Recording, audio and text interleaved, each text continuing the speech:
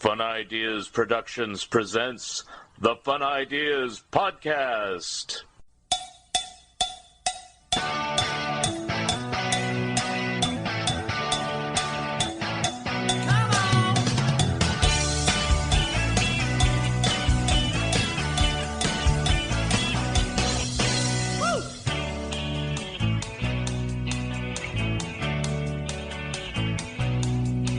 Well, it's just another Monday morning, another weekend just flew by. As the alarm clock rings to wake me, I wipe the sleep out of my eyes. Well, I'm driving to work with the radio on, daydreaming at a red light. The only thing that gets me through the day is knowing I'll see you tonight. Wanna hold you in my arms, shut up all the lights. Can't be wrong when you feel so. Hi, this is Mark Arnold, and welcome to Fun Ideas Podcast number 131. This episode is sponsored by the fine folks at Lee's Comics. From high atop the stately Lee's Comics Mansion, we bring you the Lee's Comics Radio Hour, with tonight's special guests, Spider-Man, Superman, Batman, Cerebus the Aardvark, and yours truly, Wally Fields. Friends, have you tried Lee's Comics? Lee's Comics is better than the leading comic book store. Wait a minute. Lee's Comics is the leading comic book store, based on arbitrary standards set by Lee Hester himself. Lee's Comics eBay store is still going strong with over 10,000 vintage comics, the majority of which are now on sale. For half off, choose from Lee's huge stock of golden, silver, bronze, and modern age comics, and specializing in Silver Age Marvel titles. You can count on friendly service, accurate grading, and quick, secure shipping backed by a money-back guarantee. To check out Lee's eBay store, go to eBay. Click Advanced Search to the left of the search bar. Scroll down to Sellers and enter Lee's Comics Inc. Period. That's LeesComics period. Don't forget the period. Lee's Comics is shipping daily with no delays. New items daily. Mention the Fun Ideas Podcast and get a free bonus gift. Dennis the Menace, originally a comic strip panel introduced in 1951, expanded into a comic book series, an American television series starring Jay North, an animated television series, and subsequent television series, books, and feature films. There's even a chapter on the British version of Dennis the Menace and Dennis' longtime association with Derek Green and his playground. Pocketful of Dennis the Menace by Mark Arnold and Fun Ideas Productions explores the entire history of Dennis the Menace and is available now on Amazon and Bear Manor Media in hardcover, paperback, and ebook versions. Order your copies today. Hey Michael, it says here we've written another book about the monkeys. Wasn't the first one enough? Not at all, Mark. Our original book, Looking for the Good Times, examining the monkey songs one by one, was very successful, but only covered half the story. Which half? The group half. Our new book, Headquartered, a timeline of the Monkees' solo years, covers the solo half. Who knew the Monkees recorded so many solo albums? Not only that, but this book covers all of their solo projects, including stage shows, horse racing, running record labels, directing and starring in TV shows and movies, voice acting, and jail. Jail? Did the Monkees go to jail? Ah, you have to read the book to find out. You've sold me. Have you sold them? Who's them? Those people out there listening to this. Well, listen to this. This book has discographies, photos, and other information about the Prefab Four, Mickey, Davey, Peter, and Mike, the Solo Monkees, plus another nifty cover by Scott Shaw. Wow, he did our last cover. And this one's equally good. Where can you get this masterpiece? Announcer. Announcer? That's me. Get Headquartered, a timeline of the Monkees' solo years, written by Michael A. Ventrella and Mark Arnold. Those two guys. It's available in hardback, paperback, or ebook from BearManorMedia.com or from Amazon. Get your copies today. Cool. I'm going to get one today. I'm currently working on Mad Turtles and an article on Charlton Comics and more funny stuff for Andrew Goldfarb's Freaky Magazine. No news yet on my other books. On today's show, we have a special presentation. In honor of my TTV scrapbook coming out in October or November of this year from Bear Manor Media and Fun Ideas Productions, I will be reading excerpts from the book. I wrote this book in conjunction with TTV co-founder Buck Bigger's daughter, Victoria. For today's reading, I'll be reading the foreword by Phil Hall and the interview I did with Harvey Siegel back in 2014. I could have used the original interview, but it's on a cassette and the sound quality isn't very good. Besides, it gives me a chance to promote this book. So here we go with the TTV scrapbook by Mark Arnold and Victoria Biggers. Foreword by Phil Hall. When I was offered the opportunity to write the foreword for this wonderful book, I approached the assignment with dual sense of wonder and trepidation. As a child growing up in New York City in the 1970s, many of the TTV characters were small-screen staples via syndicated reruns on WNEW-TV, a local station that was part of the now-defunct Metro Media broadcasting operation. I was a cartoon addict because my childhood dream was to become an animator. And while it didn't pan out, my artistic talent was utterly non-existent. I particularly enjoyed the droll designs and memorable voice performances from the studio's output. The joy in writing this foreword was the recollection of a very happy childhood spent in front of the television, laughing along at Tennessee Tuxedo, Underdog, and other wonderful warped creations. But with the passage of time, I became detached from the simple joys of childhood and wound up pilloried by the responsibilities and supposedly sophisticated tastes of adulthood. Also, as television programming evolved over the years, those great cartoons from my early years seemed to vanish from view. While I could still recall many TTV episodes with great clarity, including their infectious theme songs and brilliant catchphrases, they became increasingly distant items from a daily life that I could no longer claim. My occasional forays into rediscovering the pleasures of my childhood have resulted in very mixed results. Some of the Bugs Bunny and Bullwinkle cartoons that included references that baffled the 5 or 10-year-old version of me became remarkably vibrant when reconsidered in my guise as a college-educated adult. On the other hand, the jollity I experienced in decades past with the Hanna-Barbera television output failed to travel well into my grown-up years. Characters and episodes that were too much fun back in the day were now highly resistible to my current taste and humor levels. Mercifully, I discovered via home entertainment formats and online videos that the TTV works were neither better nor worse than memory served up. They were just as perfectly entertaining to the grown-up version of me as they were to the childhood version of me. Watching Tennessee Tuxedo today as he flummoxes Stanley Livingston or cheering as the politically correct Go-Go Gophers disrupt the never-correct U.S. cavalry is just as intoxicating now as it was too many decades ago. The wonderful aspect of this new book, as well as Mark Arnold's earlier Bear Manor Media book, created and produced by Total Television Productions, was the chance to enjoy the full scope of the TTV output. My childhood television viewing experience was absent of several TV creations, including King Leonardo, Tudor Turtle, The Hunter, and The Beagles. And it was through that book I was able to track down and enjoy the full scope of this studio's imagination. The earlier book also brought back vaguely recalled memories of TTV ephemera, such as The Sing-Along Family and Gene Hatchery. Neither of those gained any traction in my wider pop culture, but in some strange way, they lodged in my memory cells and could be called up when needed.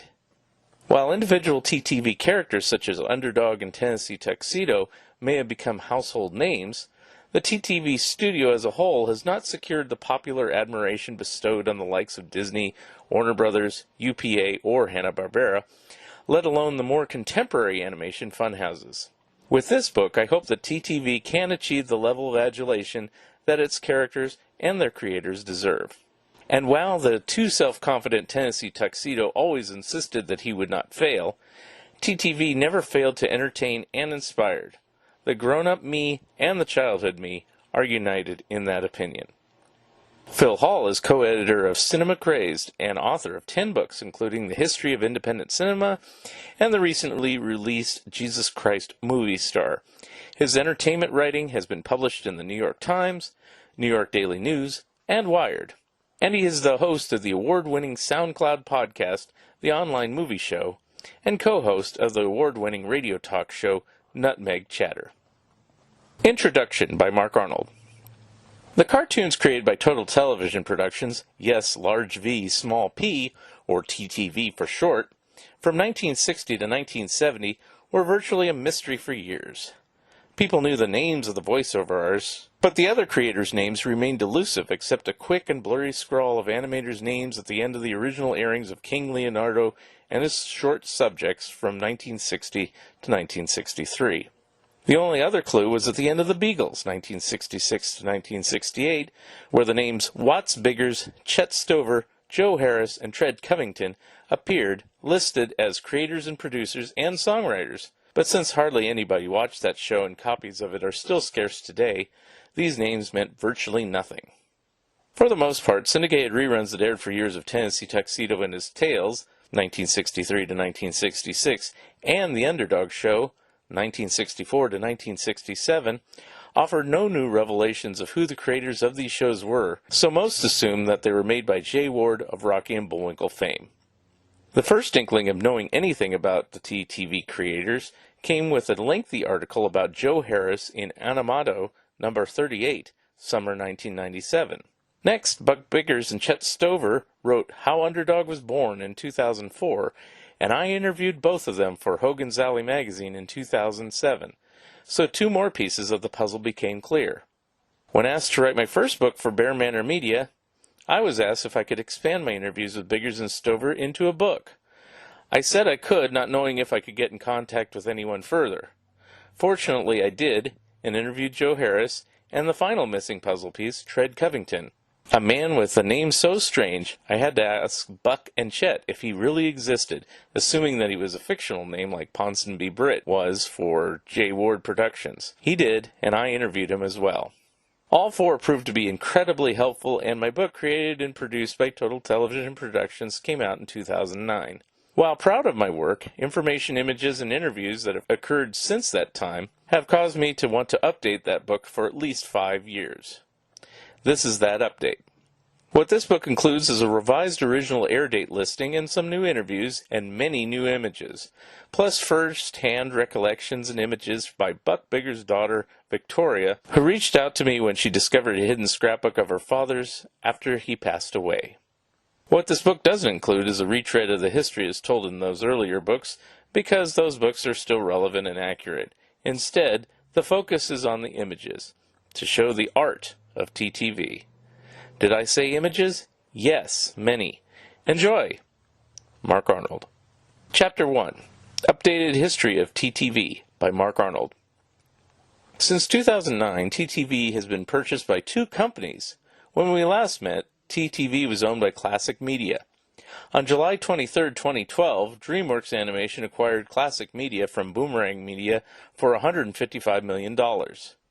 The company became a unit of DreamWorks Animation and was renamed DreamWorks Classics LLC. On April 28, 2016, NBC Universal announced it would be acquiring DreamWorks Animation for $3.8 billion. The acquisition was completed on August 22, 2016. Chapter 2, an interview with Harvey Siegel, March 15, 2014, by Mark Arnold. Introduction. I hate to say that the biggest error in the original created and produced by Total Television Productions book was to say that Harvey Siegel was dead. Unfortunately, through my research, I had tracked down the wrong Harvey Siegel. I discovered the correct Harvey Siegel when I read The Art of Jay Ward Productions by Daryl Van Citters, 2013, an excellent and highly recommended book for fans of TTV. Fortunately, I can make amends here with an interview I conducted since that original book came out. M.A. This is Mark Arnold for the revised Total Television book, and today is March 15, 2014. Tell me a bit about yourself and how you got interested in animation.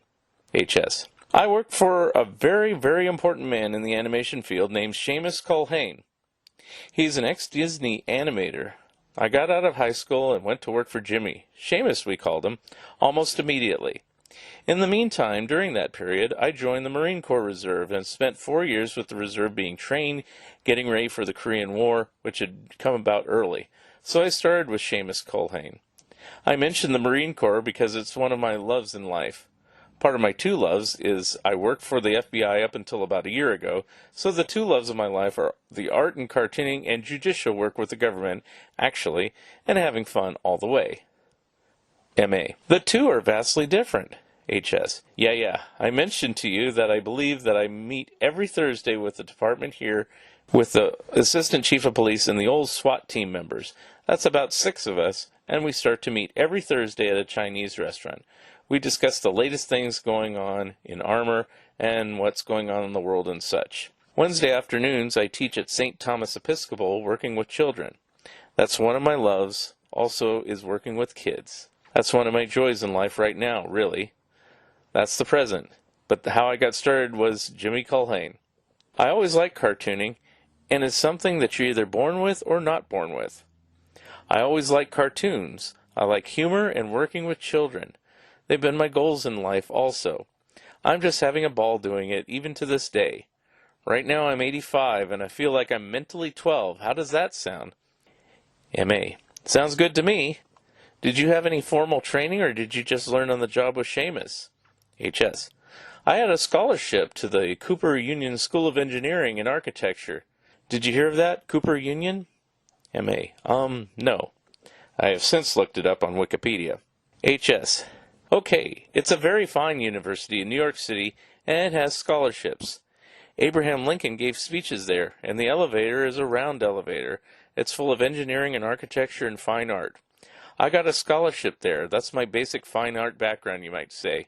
As far as a cartoon background, I basically worked with Culhane, who was a great teacher. He was a really hard taskmaster and worked with very, very tough people. He knew what he wanted, and if you work with Seamus, you learned everything about animation, from inking and painting and sipping coffee and the whole works, right off the top. M.A. What projects did you work on with him? H.S. Trix Rabbit, Lucky Charms, American Airlines, Gillette, Peter Paul Mounds, and Almond Joy. This is all black and white television at the time. M.A. When you were working for Seamus, was that directly for General Mills? H.S. No, Mills came later. Seamus had his own shop. You lose accounts, you get accounts in our field. Eventually had to close up. I worked for Seamus for about 7 years. When he had to close his shop, I was approached by Peter Peach, who was involved with the Rocky and Bullwinkle show from the very beginning. I believe it was Cloyd and Gindney, the Moon Men. That was our first on film, the Moon Men. And Peter. I knew Peter, and he called me into his office one day to check on some new animation film that he was interested in. I was so interested. I guess you know Leonard Key and Ted Key. M.A. Yes. H.S. I bought Leonard's shares in that company. I spent $10,000 in that company. I sure wish I had kept it. I had no idea it was going to be a hit the way it was a hit.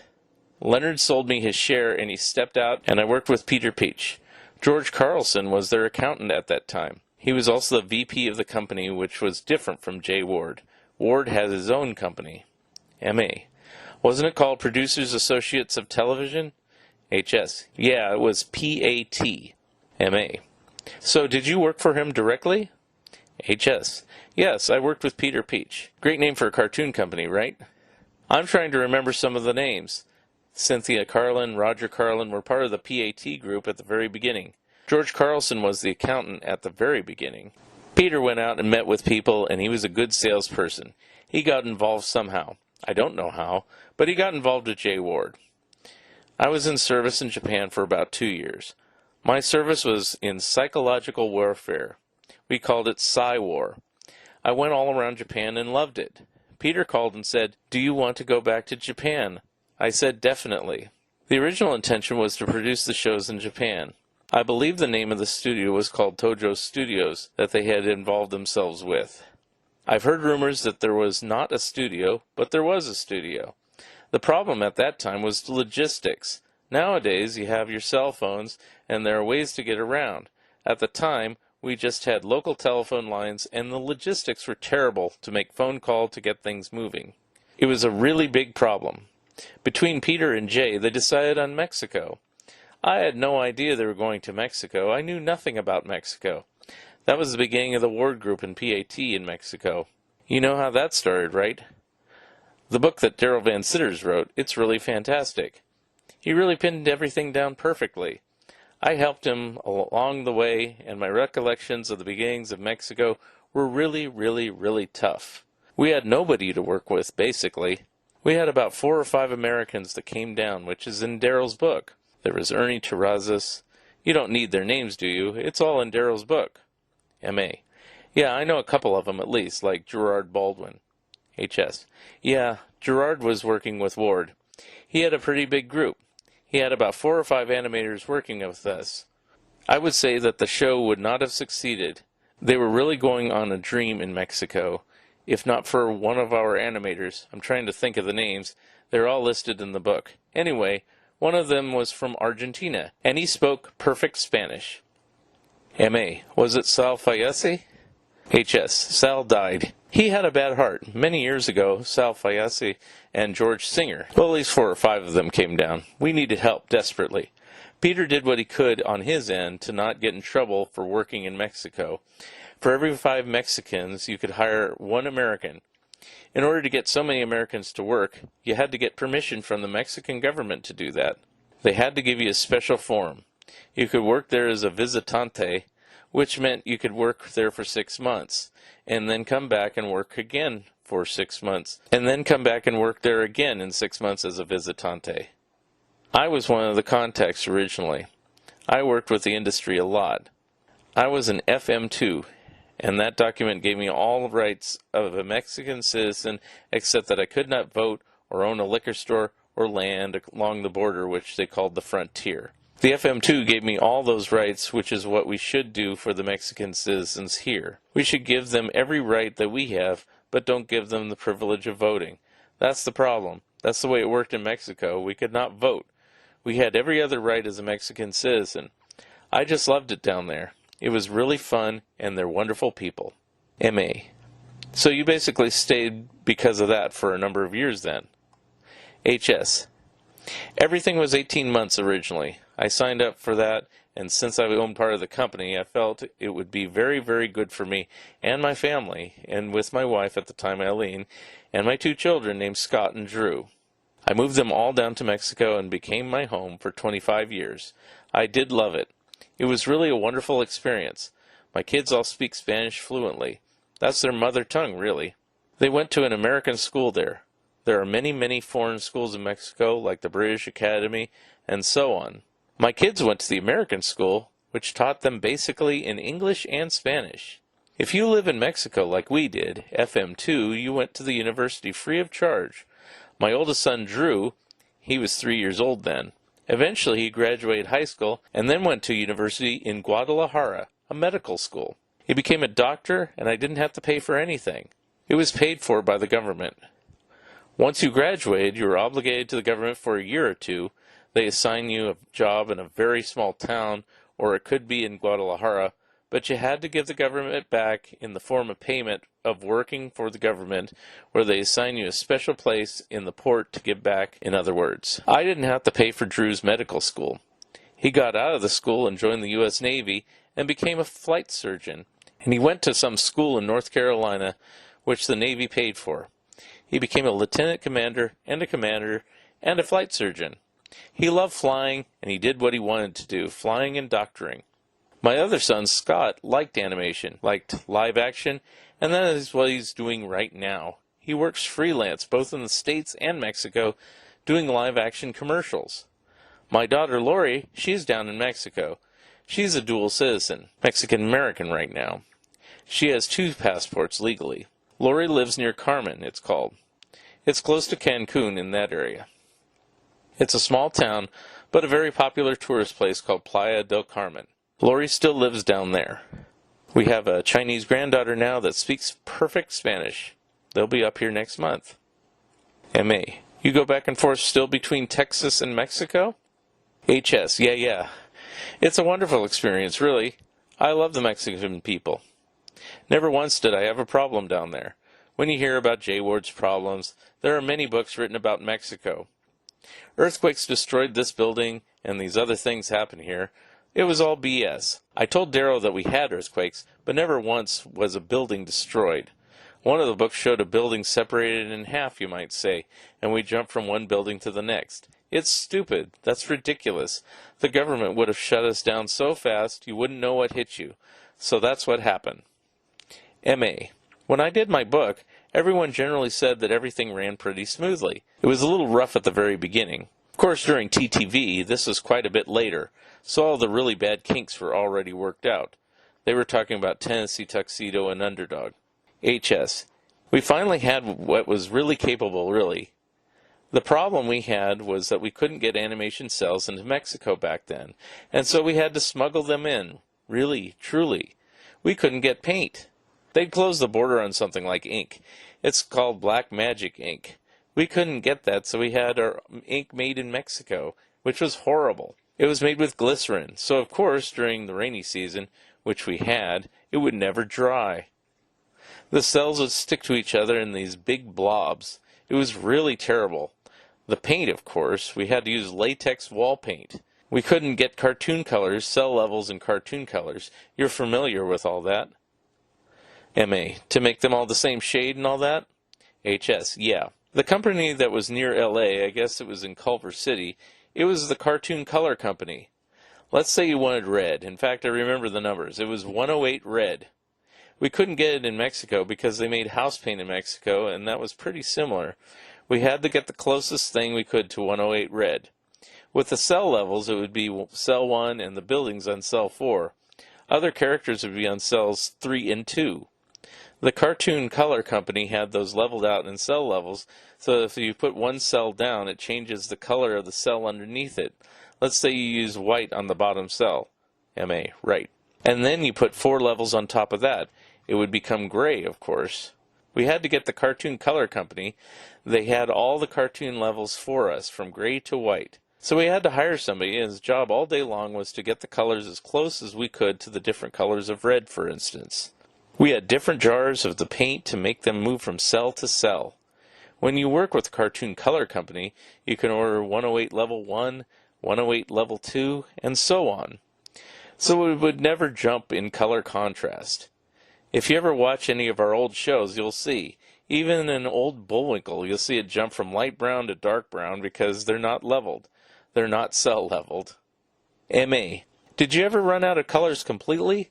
Let's say you're doing red. Did you run out of that? H.S. Well, no. Since we were using house paint, you never run out of color because there were many houses, so then we had tons of paint. The problem we had was getting the right colors. Then there were people out there like RCA, which is a British company. They were very, very helpful, and they were trying to help us in working with us to get the cell levels for us.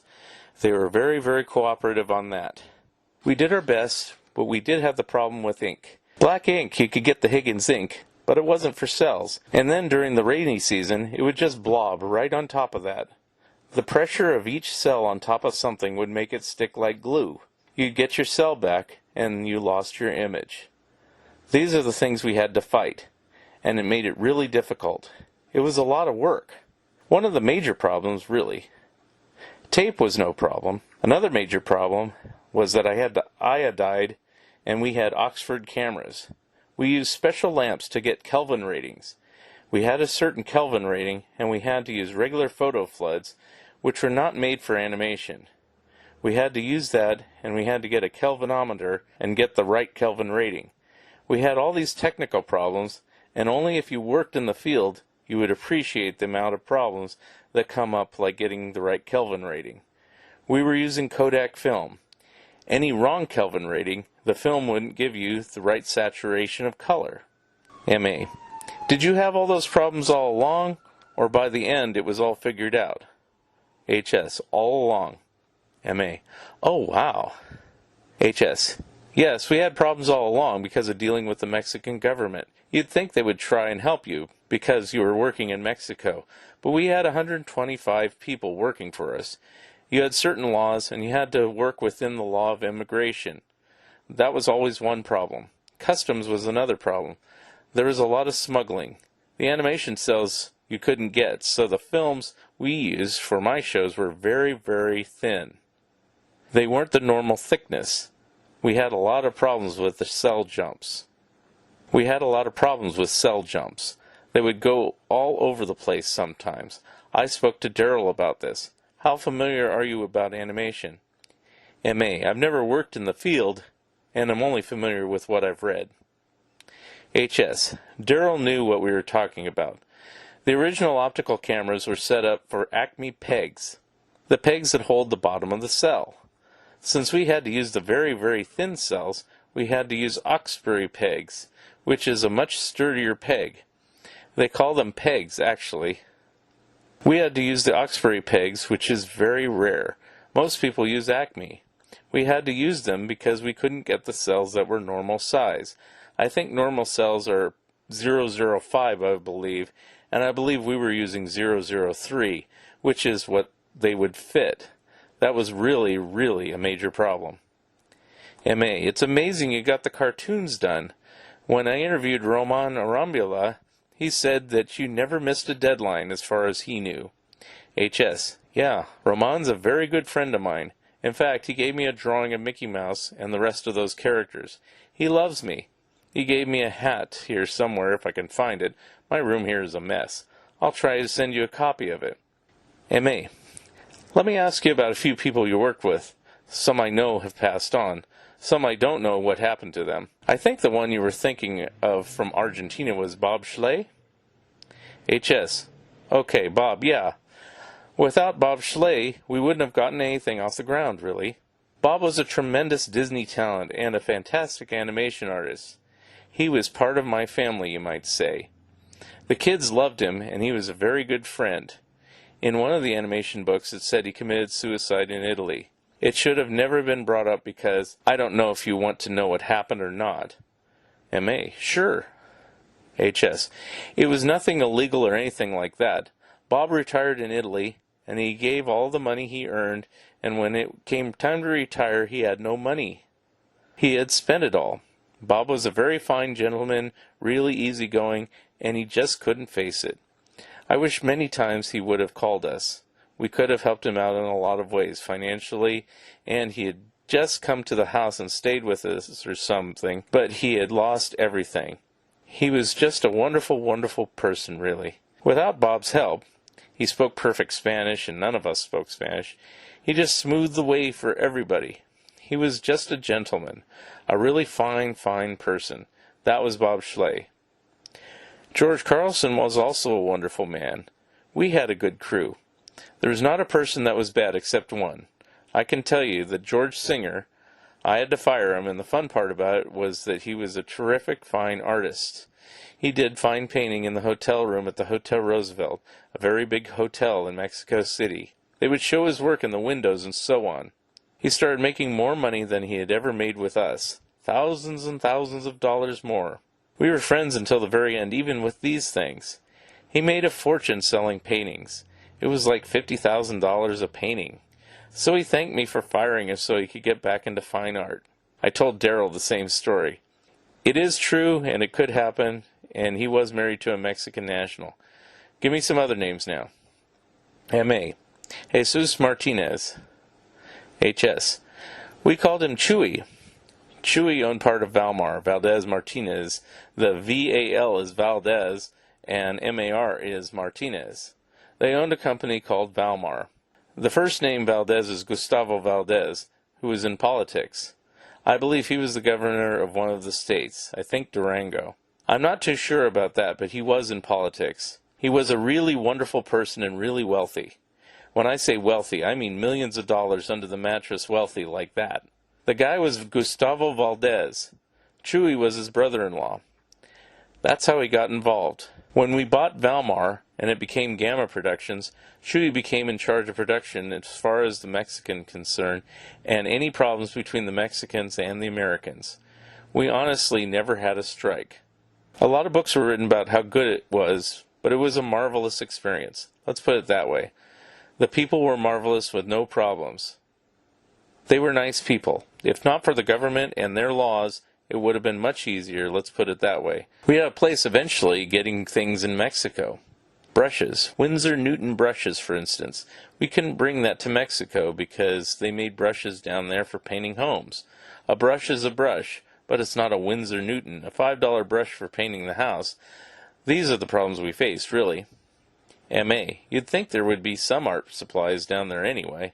H.S. Oh yeah, you could get them, but where a brush might cost you $30 here in the States, at Winsor Newton it might be there at $110. Using house paint on the brush where you weren't using regular art paint or acrylic paint, your brush would be dead in a week. It was useless. We had to smuggle other stuff like brushes in our way. We had some good smuggling contacts at our company who took care of us. M.A. Here's another person, Ernesto Terrazas. H.S. Ernie Terrazas. He was an animator, a Disney animator. He worked with Carlos Manriquez. Carlos was in charge of ink and paint. He was with us on the Underdog series, but Ernie was let go. Carlos Manriquez was in charge of ink and paint. We had like 3 people working in ink and paint at the time. Originally, Valmar was in a 3 or 4 story building, but Gustavo, being an architect also, decided to build a building of our own with the money. I didn't get involved with that situation. Somehow along the way we ended up with a building for ourselves, all done for Gamma Productions in a place called Tecamacalco. M.A. Daryl does show photographs of both buildings. H.S. Yeah, I can't recognize it really. M.A. It doesn't look the same at all? H.S. Not at all. It looks like a paint shop or something. Chuy and Gustavo, they invested their own money, and I guess Peter Peach did an investment and built the company for us in Tecamacalco. It was named after the city. M.A. More names. Jaime Torres. H.S. Okay. The number 1 is Bud Gourley. M.A. I was going to ask about him too. H.S. Yeah, Bud was an American living in Mexico for many, many years in the film business. Bud ran the day-to-day working of the studio. He ran many situations. He handled customs. He had all the contacts and spoke perfect Spanish. He would sort out things with the government. Bud was really, really important. When Bud left eventually, Jaime Torres came in. He was a friend of Bud's, and Jaime took over. Jaime lived, I believe, with an American citizen, but he lived on both sides of the border. You want names of towns or something? M.A. That's fine, yeah. H.S. Reynosa. It was right opposite. It's a border town, really. I'll try to remember some of these names. It's a long time ago. M.A. You're doing pretty well. H.S. I'm trying to think of the town, but Jaime lived on both sides, and he knew everybody in politics. The word in Spanish is called the gordita. Have you heard of that word? M.A. Yes, I have. H.S. Okay.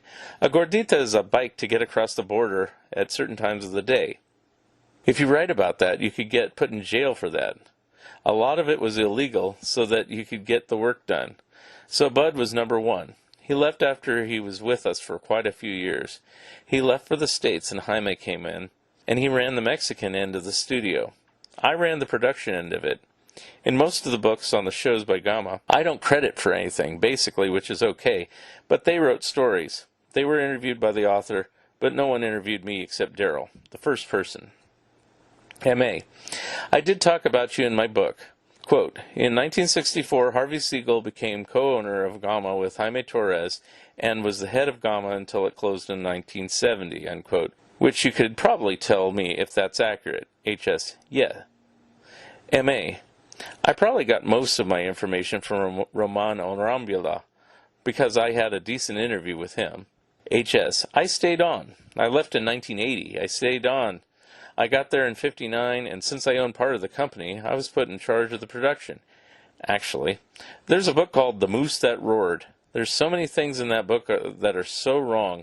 I'm looking at the books I've got that were written, and only one that's written that's worthwhile is Daryl's, as far as Gamma's concerned.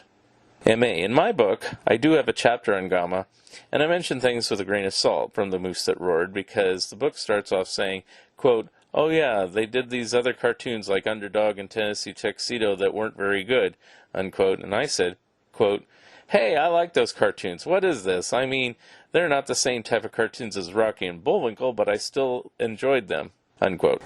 H.S. Yeah, the problem is now that all the credit goes to J. Ward Group. They take credit for everything. I mean everything. We never had a chance to even defend ourselves. A lot of it was just plain lies. M.A. So that was the purpose of my book. You definitely need a copy of my book because you'll see what I wrote. HS, okay, great. MA, and then you can embellish upon that. You can read it and say, quote, oh, this is right, this is wrong, you need to add this, unquote. HS, most definitely. If I can't help you with the truth that's going on with the show itself, the people were wonderful. There's all these stories about Mexico, like there was always a strike because there was no toilet paper. There's stupid things like that. There was no toilet paper, so they went on strike. It's a lie. It's so stupid. Then, of course, the building was broken because of the earthquake and divided the building in half. MA, I left stuff like that out because I felt that it sounded a little far-fetched. HS, first of all, they were unionized, and the government would have closed us down right away. MA, let me ask you about a few people who weren't down there, but you worked with, like Gordon Johnson of General Mills. Did you work with him? HS, Gordon Johnson was with Dancer Fitzgerald Sample. MA, that's what I meant. Did you deal with him directly? HS, oh yeah, a lot. We were good friends. In fact, Gordon bought my share of the show. I was very naive about money, and I still am. Gordon knew what he was doing, so he came down one day and said, quote, Harvey, the show is going to be closing up soon, but I can buy it from you, and you want to sell it? Unquote. And I said, quote, okay, unquote. It was like $10,000 for 7 years, but I wish I had kept some of it anyway. He was in charge at Dancer Fitzgerald Sample. He was big. To me, he was the top man there. MA, of course I interviewed all 4 owners of TTV, Buck Biggers, Joe Harris, Tread Covington, and Chet Stover. I don't know if you have any memories about them. HS, I met Tread, and I loved him. He was a wonderful man. He got me, and at the time my wife, Eileen, I think it was tickets to The Man of La Mancha. I think it was one of the great shows in the New York scene. Tread was very good and nice to work with. A lot of these people from the Gamma Group tried desperately to get work from Ward to help us out, and it was always a dead end. They don't believe it was all in L.A.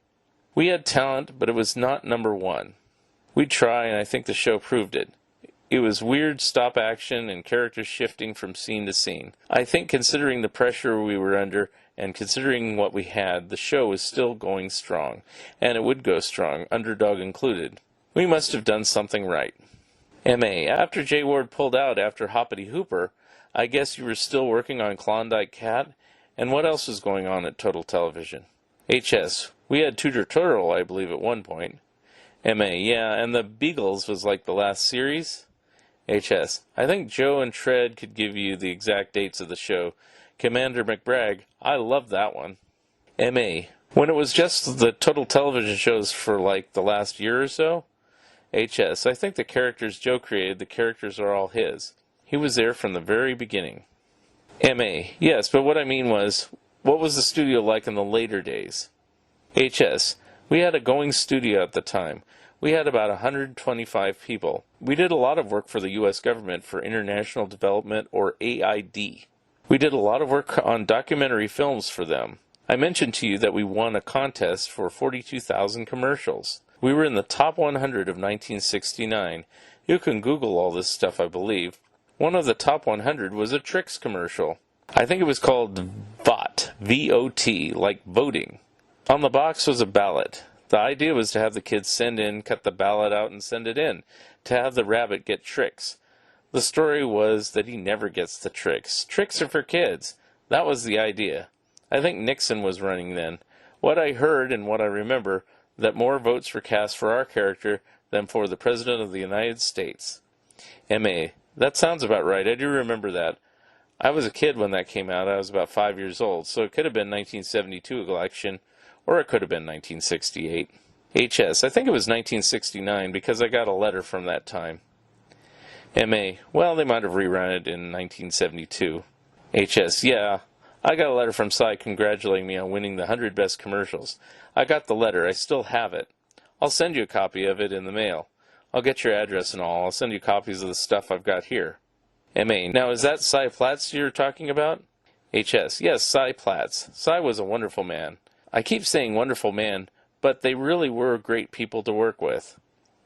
M.A., what was Cy like? The only thing that I really know is that he was one of the characters as a platypus, and they ended up putting him in a Tennessee tuxedo. I don't know much about him beyond that. HS, I stayed in his home in Minnesota. That's how close we were. He invited me up to General Mills. He was the head of marketing at General Mills. Heather, his wife, I met with her, and I stayed with him at his home in Minneapolis. That was for about a week in Minnesota. He was really a straight shooter and a wonderful man. They were really nice people. I couldn't say that about the Ward Group. M.A., I got that impression too about TTV. Everyone I interviewed was very nice. The thing that was really strange was that it took me a while to track them down, even like yourself. The only people that got credit were really the voice artists from Total Television. I just knew the voices and that's it. HS, yeah, definitely. M.A., it says Animation Gamma Productions, that's it. HS, we had a hard time getting our name in the show titles. They made the titles up in L.A. and left us off the titles. Instead of saying Harvey Siegel, head of production, you never saw that really, so all the credit went to them. Truly the only guy I liked working with that was really tough was Sean Bowman. Sean was very particular about what he liked, and we tried to please him. It was difficult because the cameras wouldn't do what he wanted. We had an Oxford camera. Actually, we had 2 cameras. We had one camera, and that camera was a lemon. So when Peter built the camera, we didn't know what to do. We didn't know what to look for, so you couldn't do dissolves or fade-outs or fade-ins. We eventually had to hire an engineer in Mexico to create one for us, a camera that would work. I remember Gerard writing a letter back to us, really angry, saying, quote, "When I say fade to black, I mean black," unquote. He'd bang his hand down on the table and say, "I mean black." We couldn't do it. That was the problem. The camera wouldn't fade to black because it was a plain old brownie camera. M.A., I just interviewed Gerard on Tuesday. He gave me a lot of information, but he never worked for Total Television, did he? HS, no. M.A., he did work for Jay Ward. I just did a book on DePatty Freeling now, and I forgot that he had also worked there, so I talked to him a little bit about that. He did a couple of Dr. Seuss specials. HS, yeah. He is a very good director and a very good animator. But again, he was part of Ward's group, and that was putting a knife in our back. Whenever they had a chance, they would do it. That was very unfortunate because they helped us in the very beginning and really helped us not to come down there and make speeches. They sent some of their animators down, some of the top guys, a guy named Hertz, for instance. M.A., oh, Bill Hertz? HS, yes, whom I hate. Some guys I love, Hertz I hate. He did anything possible to kill us. Also, I was sitting at the table here at our house, and the book came out about our show. He took credit for opening the company and starting the company in Mexico City. He took all the credit for that, and it was one big lie, because the credit goes to Bud Gurley, Bob Schley, and myself. He never mentioned that. It was always Bill Hertz, Bill Hertz, Bill Hertz. He took credit for everything. M.A., I think I got the story straight in my book. HS, it's unfortunate really, because I could have been so helpful in the beginning. He went down to Mexico to see if he could help us out a bit, but it was any way they could kill us. So when they came down for trips, 3 or 4 of them from Ward's group, they never once asked, quote, "Can we bring you something? Can we bring you paint? Can we bring you ink, brushes, camera, iodide, special lamps that you use for cameras to get the correct Kelvin rating?" Unquote. We had our own Kelvin rating, and it would be wrong. They're small and tiny, and they came down as tourists, and they would not get searched. We would get searched. They would come down, and they could have said, quote, "Can you use something? Can you use some Scotch tape? Anything," unquote. Never once did they help us with that. Never once. That just shows you what we were up against. It was tough the first few years with shows going. I was not happy at the beginning because we had to train people who literally knew nothing about animation. They came off the street, went to art school, and brought in trained people in the beginning. It got going and eventually became very commercial. In fact, the letter I have from Cy Platt says, quote, "We'll give Harvey more work when he gets the thing going," unquote. That's how Cy felt about us. He was a wonderful man. He retired from General Mills, and then he made his living in Helene right now. I lost track of him. M.A., I think he's gone too, but I don't know. HS, he was a really nice person and professional. He was very happy with the shows. M.A., you were talking about Jay Ward, and the whole purpose of why Total Television started was that General Mills and Dancer Fitzgerald Sample were having troubles with Jay Ward. They said, quote, "What is all this? We want a kids show, not stuff with spies, espionage, and stuff like that. We want a simple kids show," unquote. And that's why they created Total Television, in order to make simpler shows. HS, that's right. M.A. That was always their plan. For a while it kind of worked, that they had them both going out of Hollywood and New York. H.S. Absolutely. If you're familiar with Tiffany Ward and so on, and he asked me to show her the first pilot show, I think it was a 3.5-minute, 4-minute pilot, the shows themselves, they would have been so much easier to deal with or to accomplish our goal if we helped one another. They just didn't. If you look at the pilot, have you seen the pilot? M.A. I've seen frames from it, but I haven't seen the actual film. H.S. Well, try to get a hold of that. That's what we bid on, and that's what we were doing. And they complained, quote, No, we want more animation, and more this and more that, unquote. Well, that's not what we bid on. And also, General Mills and PAT, he got a very great, primitive-looking show. It was very, very simple, and that's what he was turning out. But he wanted more and more and more, and better work. That's not what I signed on to do. If you look at the first show with Cloyd and Gidney, the Moon Men, with the pilot of going to the moon, you look, that's what we bid on. It was paper cutouts, basically. So when they ordered more and more and more, we didn't have anybody to do that more and more and more. That's where we didn't fail. Personally, as I've said, we gave them what they wanted. I said that we didn't have the talent to do that, and there were major problems. I do believe with Underdog we did much better. M.A. Well, yeah, I always say that the best series was Underdog and Tennessee Tuxedo for total television, and where you did best for Jay Ward was probably Hoppity Hooper, even though nobody remembers it. H.S. That was a great show, by the way. M.A. I love Hoppity Hooper. I wish they would put out a proper release of it on home video. H.S. I don't know why they held it up. I have no idea, really. M.A. I don't either. I've asked about it. I used to go to the Dudley Do-Rut Emporium in L.A. and ask, quote, what happened to Hoppity Hooper, unquote. They'd say, quote, oh, Classic Media owns it, unquote.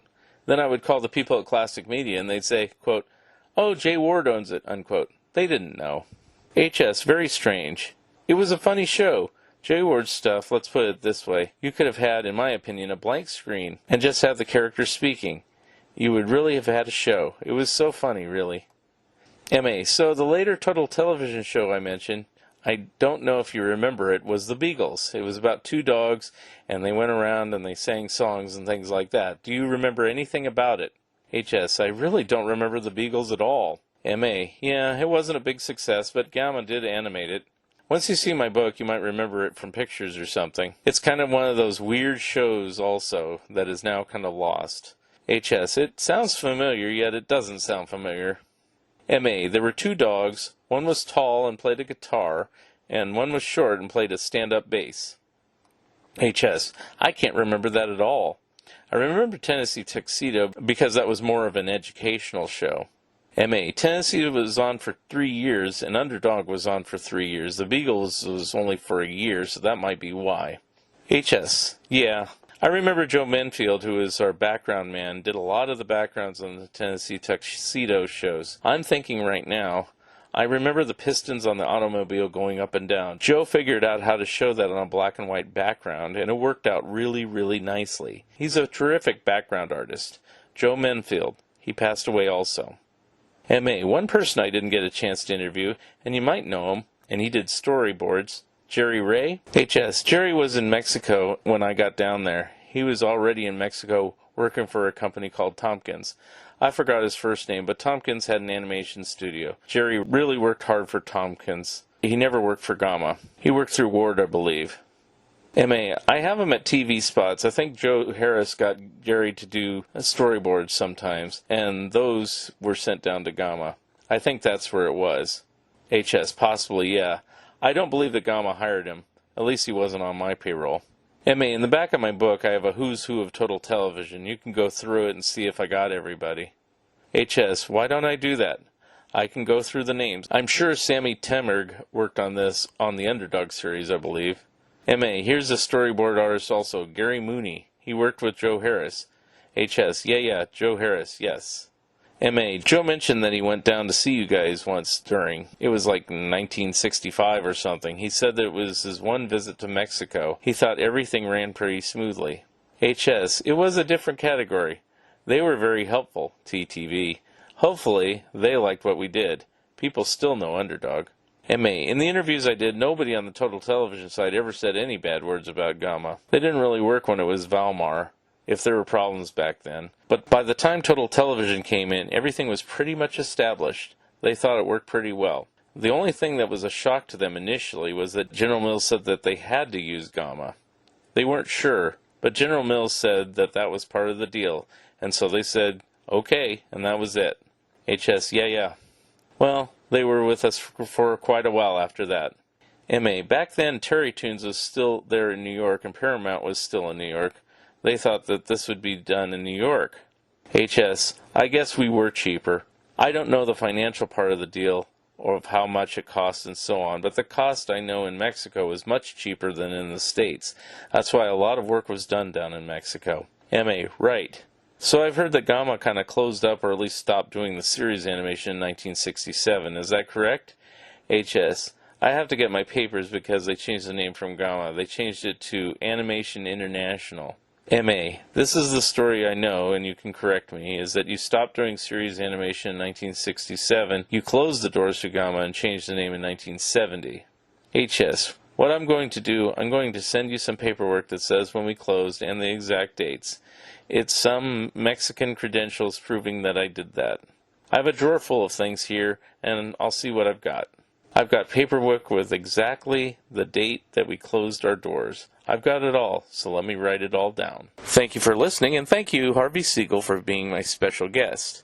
Be sure to pick up the TTV Scrapbook by Mark Arnold and Victoria Biggers today from Bear Manor Media, Amazon, or BarnesandNoble.com. Episode number 132 will be coming soon.